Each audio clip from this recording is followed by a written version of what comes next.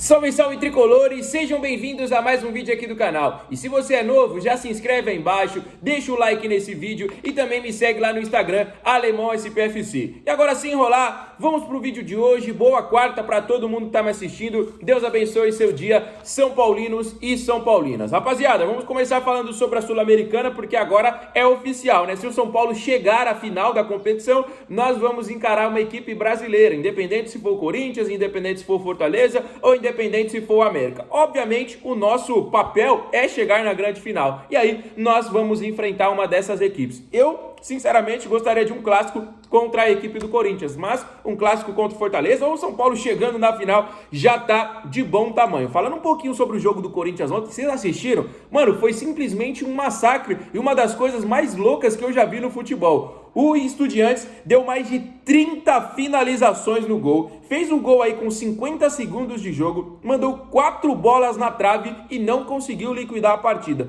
Foi para os pênaltis, mandou mais 2 bolas na trave e depois o Cássio pegou mais uma. E aí o Corinthians avança para a semifinal da competição. O time largo, hein, rapaziada? Esse time realmente deve ter algum pacto, não dá para entender, porque quem assistiu o jogo sabe que foi simplesmente um atropelo da equipe do Estudiantes e nada deu certo para os caras. E aí numa entrevista coletiva, por isso que eu tô falando disso, o Luxemburgo, técnico da equipe rival aí, deu uma das declarações mais feias, uma das coisas mais horrorosas que eu já vi um treinador de um time grande, né? A gente zoa, mas um treinador de time grande falar aí em uma entrevista, né? Ele falou que ele esperava perder tanto pro Estudiantes, tanto pro São Paulo, que essa era uma estratégia, né? Perder aí de um gol de diferença e levar a partida pros pênaltis. E falou que quando o São Paulo, essa era a mesma estratégia, mas como levou 2 gols aí no primeiro tempo, teve que mudar a estratégia, ir para cima e acabou aí que não deu certo o Corinthians se classificar para a final da Copa do Brasil. Mano, que é isso? Eu nunca vi um treinador falar que quer perder e a estratégia é levar aí que tem bons batedores por pênalti, tem bom goleiro aí. Vamos falar a verdade, se o jogo fosse pros pênaltis São Paulo e Corinthians, acho que a gente tava lascado, hein, rapaziada?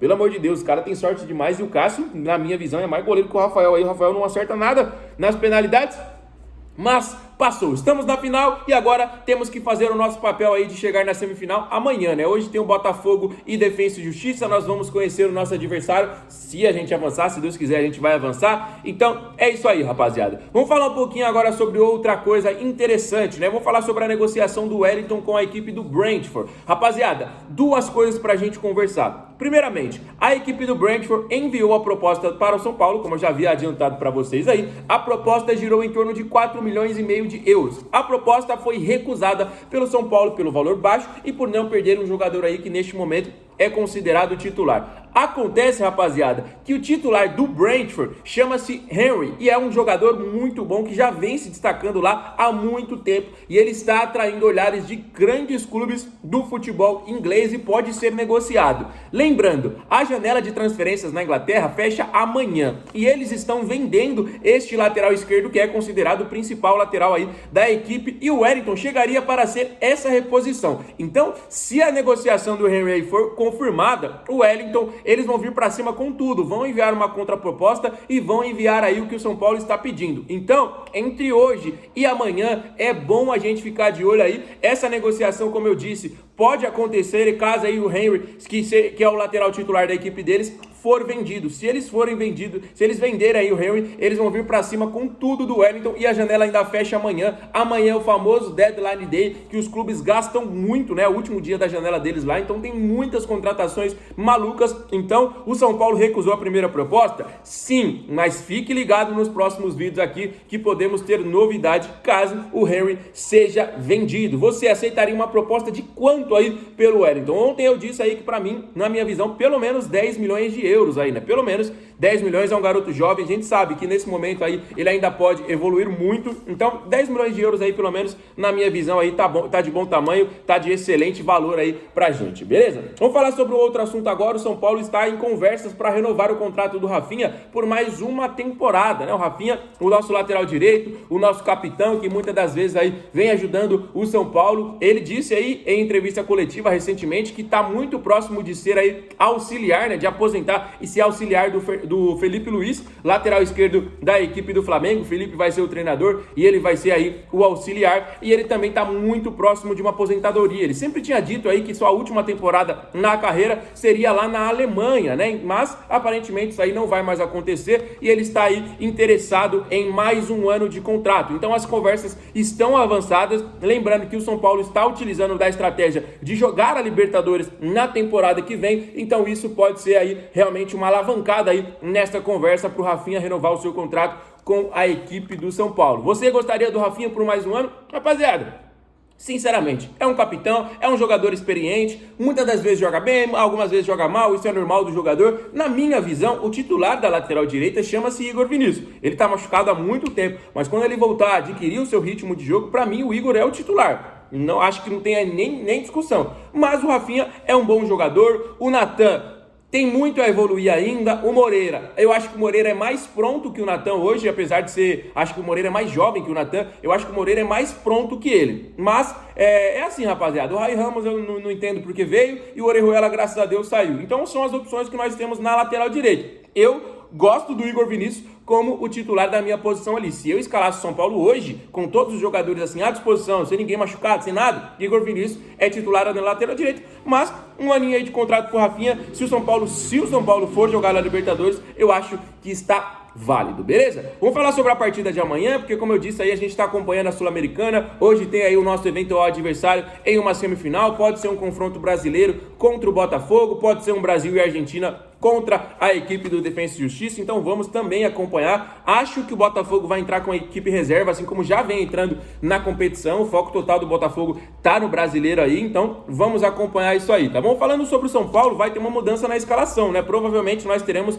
Luciano, Jonathan Calleri e também Lucas Moura no ataque. Eu já falei um pouquinho sobre isso ontem, né? Que eu gostaria do James Rodrigues. A princípio, vai ser esse trio de ataque. A gente ainda tem o treinamento hoje, né? Daqui a pouquinho aí a gente vai trazer mais informações também sobre esse treinamento hoje, mas o time que vem treinando são esses três aí na frente, e aí o meio campo aí a gente ainda não tem informações, né? Mas Lucas Moura, Luciano e Calleri formariam esse trio de ataque. Lembrando que o São Paulo tá atrás do resultado, né? São Paulo precisa ir em busca aí do placar. Treinamos pênaltis mais uma vez, né? Contra o Corinthians e contra o São Lourenço existia a possibilidade, graças a Deus nós conseguimos 2 gols de diferença e avançamos. Quem sabe, se Deus quiser aí, nós não consigamos aí mais uma vez esses 2 gols de diferença e avançamos aí para a semifinal da Copa Sul-Americana, que é o nosso objetivo. Mas tem muita coisa em jogo, galera. Tem a questão aí da parte financeira, porque vale muito uma classificação para a semifinal da Sul-Americana. Tem a questão da moral, porque o São Paulo vem de 2 derrotas para a própria LDU, perdeu para lanterna do Campeonato Brasileiro.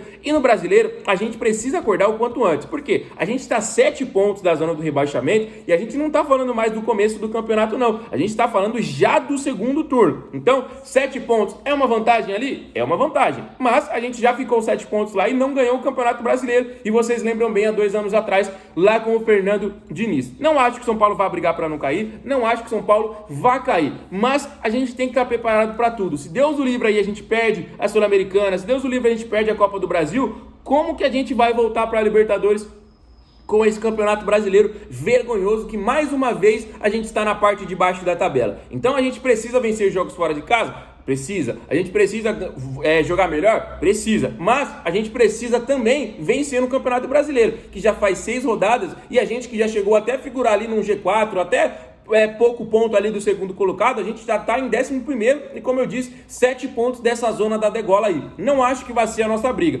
mas nesse não acho, ninguém achava que o Botafogo ia ser campeão brasileiro. E olha a diferença que eles estão aí, né, rapaziada? Então, a gente tem que acordar no brasileiro. Próximo jogo a gente joga em casa contra o Coritiba, com todo respeito ao Coritiba, mas a gente tem que atropelar os caras e levar esses 3 pontos. Assim como a gente tinha que atropelar o América Independente, se era na casa deles, e levar os 3 pontos, e a gente não levou. Então, esse jogo de amanhã vale muito pro domingo também. Domingo a gente encara a equipe do Coritiba no Morumbi às 8h30, né? Um horário um pouco diferente aí para um domingo, né? Domingo às 8h30, São Paulo e Coritiba, que também está nessa luta aí contra o rebaixamento, além de outras equipes aí, Santos, Bahia, próprio Corinthians, né? O Vasco, o América que venceu a gente. Tem muito time aí nesta briga contra o rebaixamento, né? Então, vamos com tudo pra cima deles, conquistar esses 3 pontos aí. Se a gente ganhar amanhã, se a gente ganhar domingo, mano, já era. Não tem crise nenhuma mais em lugar nenhum. A gente tá numa semifinal de Sul-Americana, a gente tá ali na parte mais de cima da tabela, tranquilo. E aí a gente já começa, na minha visão aí, a focar na final da Copa do Brasil. Que inclusive o clima no Flamengo tá terrível, hein? Ontem teve festa de aniversário do Gabigol e teve inclusive protesto da torcida. Fechou, rapaziada? Então, fique ligado aí. Você que é novo no canal, se inscreve. Todo mundo que tá nos acompanhando, deixa o like aí, deixa os comentários sobre todos os assuntos que eu falei. Fechou? Vou ficando por aqui. Fiquem com Deus. Um abraço e valeu!